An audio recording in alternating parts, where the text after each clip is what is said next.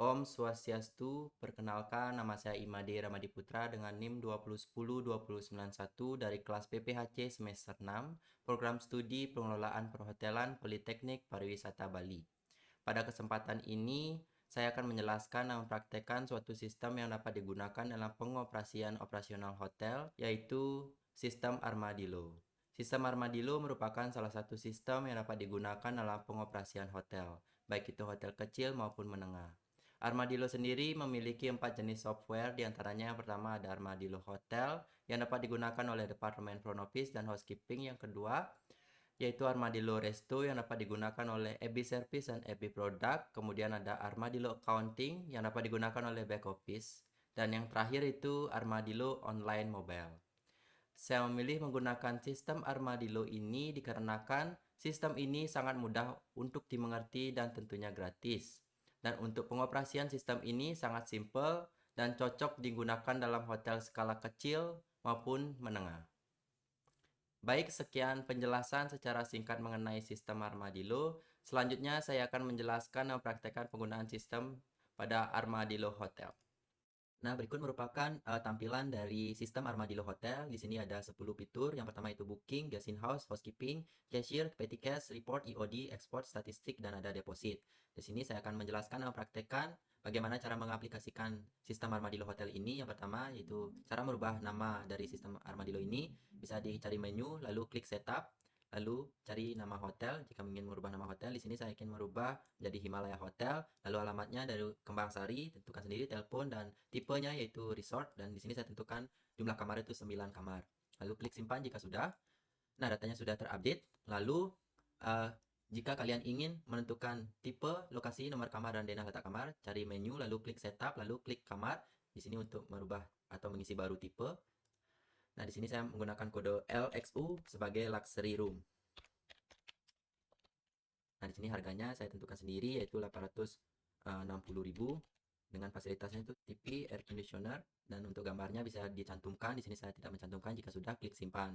Nah, datanya sudah terupdate. Dan jika kalian ingin untuk menentukan lokasinya, bisa mengisi baru dan ataupun edit. Dan untuk menentukan nomor kamarnya, bisa klik di setup, lalu pilih kamar, lalu cari nomor kamar. Di sini kalian bisa mengisi baru, misalkan saya mengisi kamar 112 dengan tipe yang tadi saya buat, yaitu LXU sebagai luxury room, lalu pilih. Dan untuk harganya sudah otomatis dan lokasinya mungkin di main hotel, lalu klik pilih. Lalu jika sudah, klik simpan. Lalu data tersebut sudah terupdate. Nah, di sini saya akan menjelaskan bagaimana cara membuat reservasi baru. Yang pertama itu klik dari fitur booking. Nah, selanjutnya yaitu klik berikut merupakan tampilan dari reservation. Lalu kita mengklik isi baru. Selanjutnya ini merupakan data dari calon tamu, bisa diisi dan diharuskan diisi. Dan untuk travel agentnya mungkin sesuai dari tamu, misalkan dari booking.com. Dan reservasinya pada hari ini dan check-innya pada hari ini. Dan untuk check-outnya mungkin di tanggal 14. Nah, di sini sudah terupdate dan terupdate otomatis. Tamu tersebut menginap selama 4 malam dan jumlah kamarnya ada 1 kamar. Dan untuk jumlah orangnya itu 2 orang atau 2 peks. Dan selanjutnya itu kita harus mengisi identitas dari nama tamu tersebut. Misalkan nama tamunya itu Ketut Surata. Dan untuk alamatnya ada di Jalan Batu. Dan untuk kotanya mungkin ada di kota Denpasar. Nah, selanjutnya.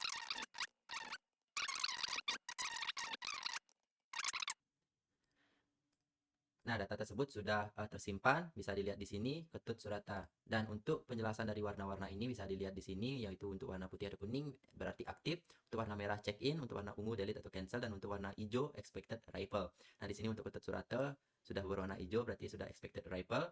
Nah, di sini saya selanjutnya akan mencekinkan dari nama Ketut Surata tersebut. Sebelum saya mencekinkan, saya harus memblok kamarnya terlebih dahulu sesuai dari permintaan tamu tersebut. Misalkan saya mau klik dari nomor kamar 234 di deluxe room. Saya pilih. Nah, Ketut Surata sudah terpilih ada di kamar 234. Selanjutnya saya akan mencekinkan tamu tersebut. Nah, Ketut Surata sudah check-in dan sudah berubah warna. Selanjutnya saya akan menuju ke tampilan guest in house. Nah, selanjutnya di sini untuk Ketut Surata sudah terdaftar di guest in house dan sudah check-in pada jam 17.49 pada hari ini. Dan jika Ketut Surata ingin pindah kamar atau room, bisa klik di pindah kamar, lalu cari kamarnya, lalu pilih kamarnya, lalu klik misalkan dia ingin di kamar 103. Lalu kita klik pilih, lalu kita proseskan. Nah, kamar Ketut Surate sudah pindah ke 103. Nah, selanjutnya untuk Departemen Housekeeping, jika ingin melihat status kamar, bisa melihat di tampilan Housekeeping. Ikut merupakan tampilan Housekeeping. Tadi Ketut Surate pindahan kamar dari 234 ke kamar 103. Bisa dilihat di sini, kamar 234 merupakan kamar yang taken dirty atau kotor, atau dengan lambang warna merah. Untuk lambang warna putih atau kuning artinya bersih atau clean, dan untuk warna ungu artinya out of service atau rusak. Baik, sekian dari penjelasan dari Armadillo Hotel. Selanjutnya saya akan menjelaskan tentang Armadillo Resto. Nah, ini merupakan tampilan dari Armadillo Resto. Bisa dilihat di sini ada 10 fitur. Yang pertama itu cashier, chef, waiter, EOD, hall, report, menu, customer, recipe, dan reprint bill. Misalkan ada tamu yang ingin memesan di restoran kita bisa klik di tampilan kasir. Nah, berikut merupakan tampilan kasir di sini. Yang pertama, kita bisa klik di menu ini untuk memilih meja untuk tamu, misalkan di meja 2, lalu kita klik pilih. Lalu misalkan tamu tersebut ingin memesan, kita misalkan chicken barbecue, lalu klik pilih. Lalu misalkan kuantiti tamu tersebut 2 untuk 2 porsi, lalu klik centang. Lalu misalkan tamu tersebut ingin beverage juga, bisa klik di menu. Misalkan tamu tersebut ingin teh, lalu pilih teh, lalu misalkan kuantitinya 2. Nah, sudah tercantumkan, lalu klik pending. Setelah itu kita keluar dan masuk lagi. Selanjutnya kita klik ambil untuk menu yang tadi. Nah, berikut merupakan menu yang tadi, dan selanjutnya itu klik dapur, lalu proseskan ke dapur, selanjutnya cetak. Nah, berikut merupakan cetak. Untuk hasil printnya bisa dikirim ke dapur atau pihak departemen kitchen.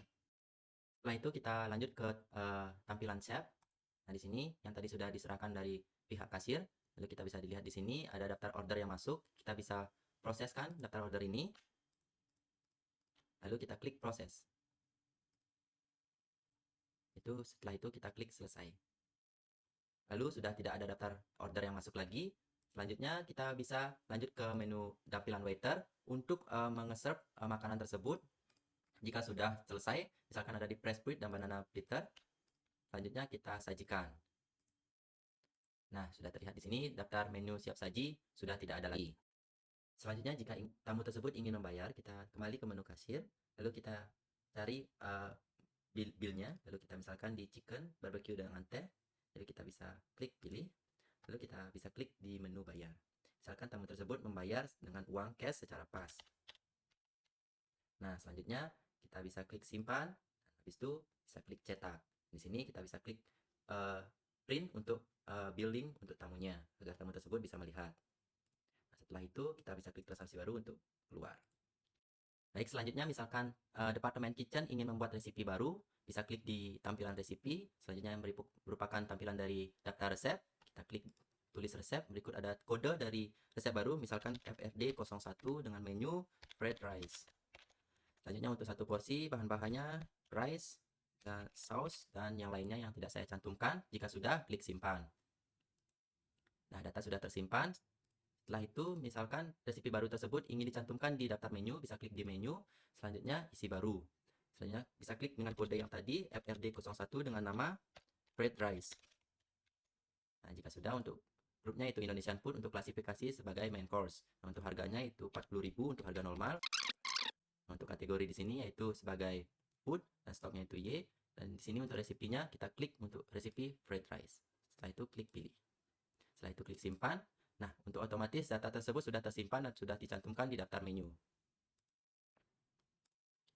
Baik, sekian dari pemaparan dan praktek dari Armadillo Resto.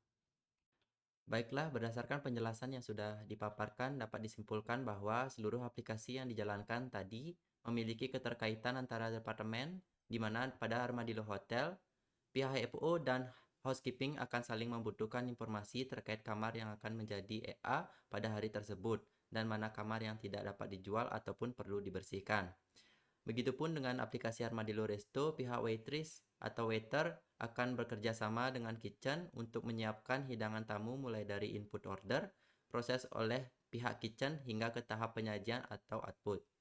Perlu diperhatikan karena sistem Armadillo ini masih semi otomatis, sehingga proses input data ataupun pencarian data tamu perlu diperhatikan agar tidak terjadi kesalahan yang bisa berakibat fatal ke depannya.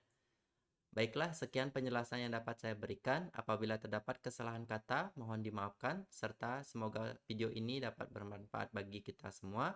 Sekian dan terima kasih. Om Santi Santi Santi Om.